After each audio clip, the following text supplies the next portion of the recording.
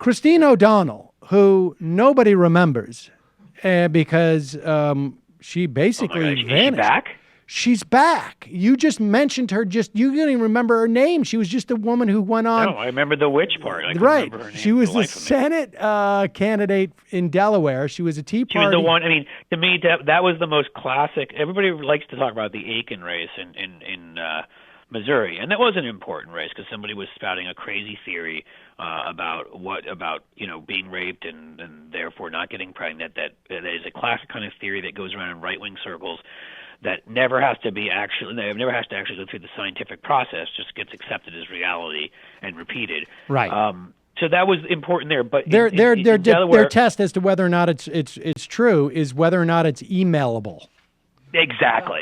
Whereas in Delaware, to me, I mean, Mike Castle, who was supposed to get the nomination, was the embodiment of what the Republican, when there was an establishment, used to be. This is a guy who's a direct descendant of Benjamin Franklin, right? He's a guy who co-sponsored, the stem cell bill that now are referred to as body parts by the right-wing people that have taken over. I mean, he was a moderate in every sense, almost maybe a liberal Republican who'd been governor of Delaware, and then was a congressman and was going to run for that Senate seat and probably would have won it, except for Christine O'Connell came along. So I'll let you, or O'Donnell came along. So I'll let you continue from there. Right, but I just always think it's important to remember that point of who it is she beat. It was in a way that was a changing of the guard because she beat the person who that party should have been behind in every way. So I don't know how she got to CNN. I mean, apparently it was just like, hey, who's left? And somebody said, do you think we could get O'Donnell? Or my guess is, because this is what she said, is that she saw Donald Trump as an opportunity. And the opportunity is not to support him. She said, I have no desire to get into the fray. But now it looks like he's going to be the nominee, speaking of Trump. I can't sit back anymore. I can't hold my tongue. Now, not only does she supposedly have no desire to get in the fray, I don't think there's anybody who has any desire for her to get into the fray. Yet she sees, no, I mean, they'll take her, of course. Why wouldn't you? Are you kidding? Yeah. In the same way that we're going to play a clip from her because this is hilarious. It's a car wreck, kind of. Right. Yeah. But I think we're going to see more of this where people are going to try and rehabilitate themselves by going against Trump. And Ted Cruz, I'm the sane choice. What? Lindsey Graham, who said, you could shoot this guy. Raising money for him. Yeah, now. you could shoot this guy in the Senate, in front of the Senate, and you'd find no witnesses, is now his champion. Here is Christine O'Donnell explaining in the CNN newsroom with Brooke Baldwin, saying that, Christine O'Donnell stuff. What don't you like about him? Well, first of all, I get the reason why people are flocking to him.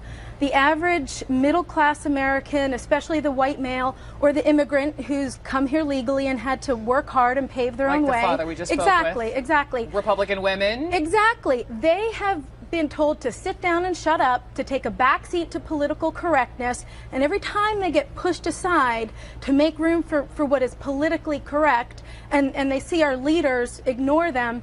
Pause it. You see, did you catch that, Cliff? To make room for what's politically correct. What does that mean? Do people actually have to make room? It's just once somebody says something that's politically correct, it goes by. It sounds like there's actually something that's taking up mass that she calls politically correct. Aside. And it's pushing other people. I wonder what that thing that takes up mass is. I have a feeling it's people. Go ahead. Anger is bubbling, and it's finally erupted. But here's the thing about Donald Trump. He didn't lead them. He's like that French leader who said, find out where my people are going so I can lead them there. He's actually following something that has already happened. He did nothing to liberate the middle class from political correctness until he decided to run for president. And then it's only giving voice. He's not actually doing anything except inciting riots. And well, let me tell you, loosely I say that because I don't blame him for the violence. But at the same time, as a candidate, your words will have consequences. Your words will inspire certain behavior. And He's a calculated man. He knows exactly what he's doing. Yes, that is. And if people are curious, he's definitely a calculated man. You can add him up. Oh yeah. If people are curious, what would Sarah Palin sound like if she didn't have that sort of Western accent? I think you have your example there. But now that the middle class has been liberated from PC, Cliff, and Trump just like jumps in front of, I guess what would be like, he's sort of like the fake Harriet Tubman of the liberated middle class from the shackles of PC. Right. This is just tough. This is just insanity layered on top of insanity. Right. I mean, you can't just throw out the N-word anymore. And for white middle class people, that has been a heck of a thing to give into. Hi, I'm Sam Seder, and this is an Ann Coulter doll. You should not be immigrating here. Stay in your country and hate us. For smart progressive talk and a little bit of this and even a little bit of that. Mission accomplished. Subscribe to our podcast, subscribe to our YouTube channel, and like us on Facebook to get some of our best video clips.